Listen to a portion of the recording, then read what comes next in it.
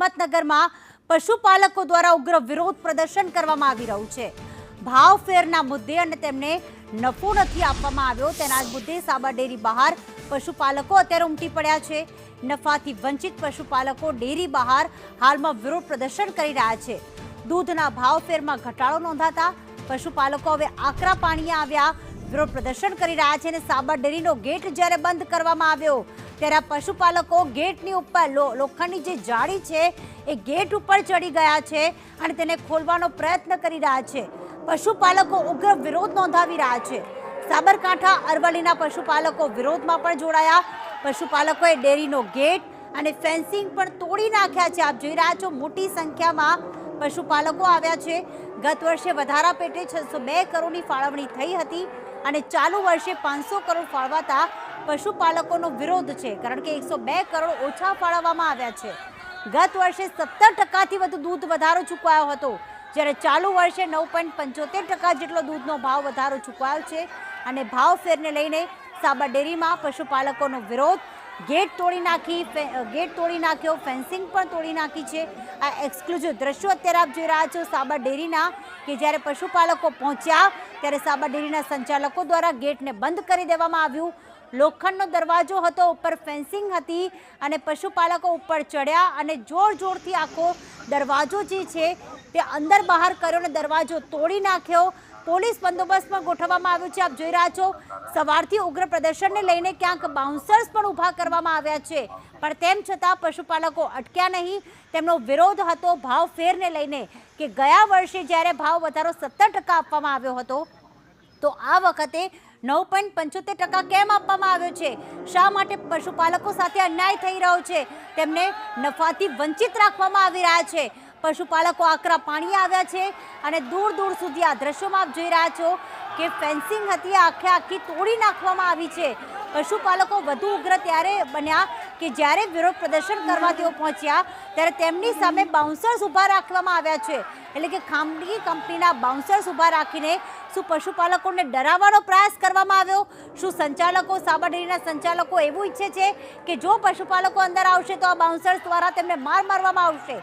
પશુપાલકો ઉગ્ર વિરોધ નોંધાવી રહ્યા છે અને આજે તેમને કોઈ નથી રોકી રહ્યું અને હાલમાં સંચાલકો ભલે સાબર ડેરીની અંદર હોય પરંતુ આપ જોઈ રહ્યા છો કે પશુપાલકોના ઉગ્ર વિરોધ અને આ ઉગ્ર વિરોધ એટલા માટે છે કારણ કે દૂધના ભાવમાં ફેર કરવામાં આવ્યો છે।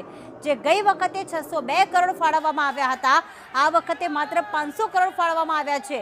ત્યારે સૌથી મોટી વાત એ કે પશુપાલકો પ્રશ્ન પૂછી રહ્યા છે, એમનું અન્યાય જેમની સાથે થયો છે એનો સવાલ પૂછી રહ્યા છે તો ડેરીના સંચાલકો શા માટે ગાયબ થઈ ગયા છે?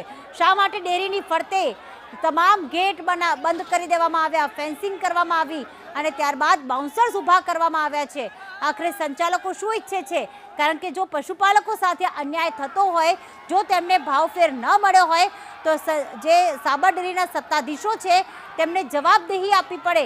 તેઓ જવાબદારી છે કે તેમને જવાબ આપે પણ અહીંયા તો તેઓ છુપાઈ ગયા છે।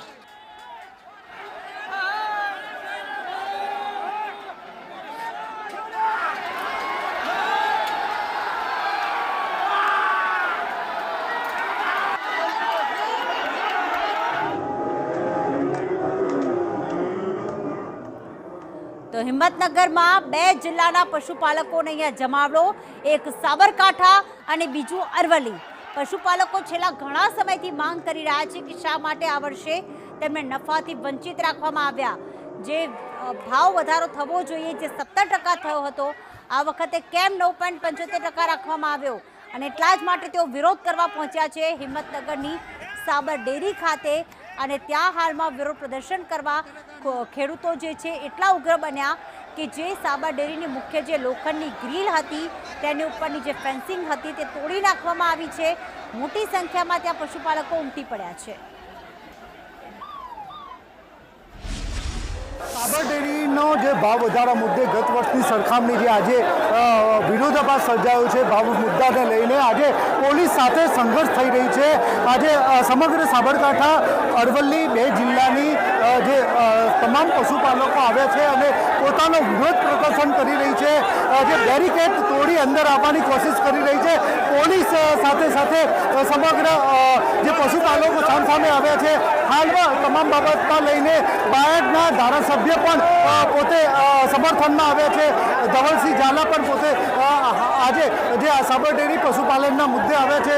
હાલમાં તમામ પોલીસ અત્યારે કોઈ મામલો ઉચકાય નહીં તે બાબતમાં લઈને સમગ્ર પોલીસ જિલ્લાની ખાપકી દેવાઈ છે.